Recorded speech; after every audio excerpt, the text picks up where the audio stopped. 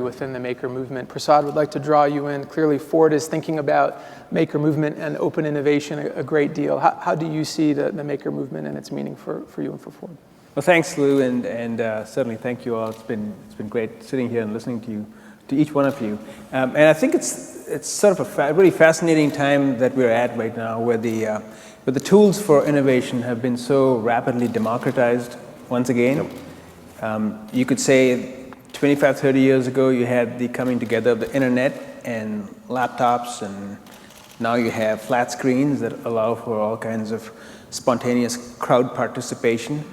But what we're seeing here is the tangibles coming together now in incredibly democratized ways, whether it's the ability to sit and print something out and shape your own wedding ring. How much more personal could that get? Or whether it's to be able to create your own shift knob. It might be a guy called Zach Nelson, who's one of my colleagues, who actually created a shift knob for a car. That's actually incredibly cool. It's a haptic shift knob. You can Google it to check it out.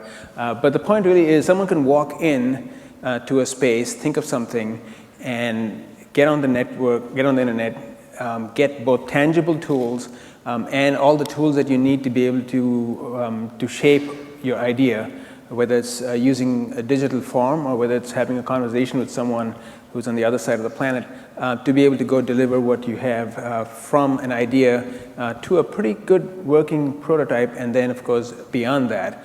I think this is really an incredible period in time where one might, speaking from a car maker's standpoint, you might say you have half a dozen automakers in the world, or you might have a dozen automakers, big ones, depending on how you count this. But I think there's 1 billion little automakers in the world, and growing. And by these, I mean a little a. This is anyone who can automate making. And so imagine the network effect of 1 billion coming together. I use the word billion because there's 1 billion cars, trucks, and buses licensed on the planet. Yeah. There's a lot more off-road and many two-wheelers and other vehicles. But we're at a really fascinating time where, in some sense, sitting here in Detroit, it's particularly touching and sort of moving, because this is where a lot of this began. This is going back to Henry Ford and our learnings. Henry spoke about making the desirable affordable. We can now make that desirable entity in your mind affordable and that can be democratized in interesting ways. It's interesting to hear a couple of different perspectives on this maker movement. One from Ford and the large company looking to draw in innovation from many sources, from many small A automotive innovators. On the other hand, we have on your team, Chad, folks who are helping craftsmakers and entrepreneurs come up with new ideas that may not have aspirations necessarily of connecting to the automotive mass market high volume. How do you think about the connections between these two different parts of the maker movement? I think one of the areas I think Etsy is increasingly going to touch more and more industries, or the types of activities on Etsy. There are no auto parts yet on Etsy that I'm aware of. Although someone's probably going to search and prove me wrong. Right.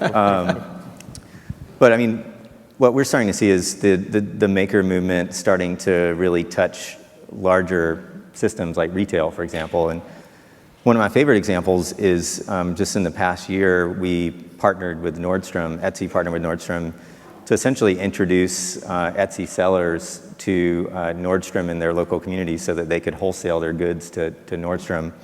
And I think that's one way that we'll be working with the community to really reinvent retail. So what does that really mean?